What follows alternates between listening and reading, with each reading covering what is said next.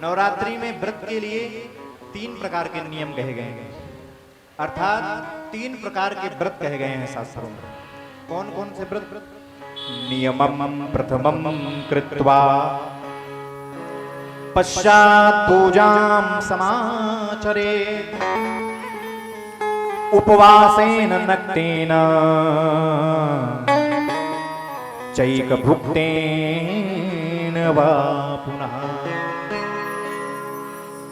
व्रत रखने से पूर्व संकल्प करवाइए, संकल्प करिए स्वयं से।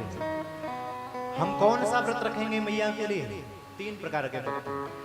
पहला व्रत है उपवासेन, उपवास व्रत। उपवास व्रत में क्या होता है? खाद्य की संज्ञा में आने वाली जो भी अन्न है, खाद्य की संज्ञा में आने वाले, अन्न की संज्ञा में आने वाले 3 प्रकार के व्रत हैं। उपवासेन नक्तेन एक भुक्तेन वा पुनः। उपवास व्रत का क्या अर्थ है? अन्न की संज्ञा में आने वाले जो भी खाद्य पदार्थ हैं, ज्ञानेश्वर जी, अन्न की संज्ञा में जो भी आते हैं, उन समस्त खाद्य पदार्थों का त्याग करके फल की संज्ञा में जो खाद्य पदार्थ आते हैं, जिन्हें फलाहार कहा जाता है, उनका ग्रहण करना ये उपवास व्रत कहलाता है। उपवास में खूब बढ़िया आनंद से कितनी बार भी पाइए, जब भूख लगे तब पाइए, लेकिन पाइए क्या? जो फल की संज्ञा में आने वाले खाद्य पदार्थ। अच्छा, लोगों ने फल की संज्ञा में आने वाले खाद्य पदार्थ बहुत सारे ढूंढ लिए हैं, तो उपवास व्रत में बड़ी सहजता है। उपवास व्रत जो है बहुत सरल है। बोले जब भूख लगे तब कुछ ना कुछ पालो, फल पालो और भी कुछ पालो। दूसरा व्रत है नक्त व्रत। उपवासेन नक्तेन। नक्त व्रत में क्या होता है? नक्त व्रत बड़ा कठिन है।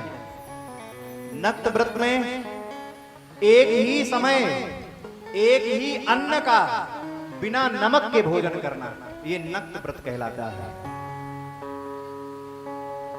इसमें नमक नहीं खाया जा सकता है, न सेंधा नमक न साधारण नमक, कोई भी नमक नहीं खाया जा सकता। एक अन्न खाया जा सकता है, एक समय में खाया जा सकता है। अब वो अन्न कोई भी हो, चाहे फल की संज्ञा में आने वाला हो, चाहे अन्न की संज्ञा में आने वाला, लेकिन एक अन्न होना चाहिए। जैसे आप व्रत रखेंगे कि हम केला ही खाएंगे, तो केला ही खा करके रहना है।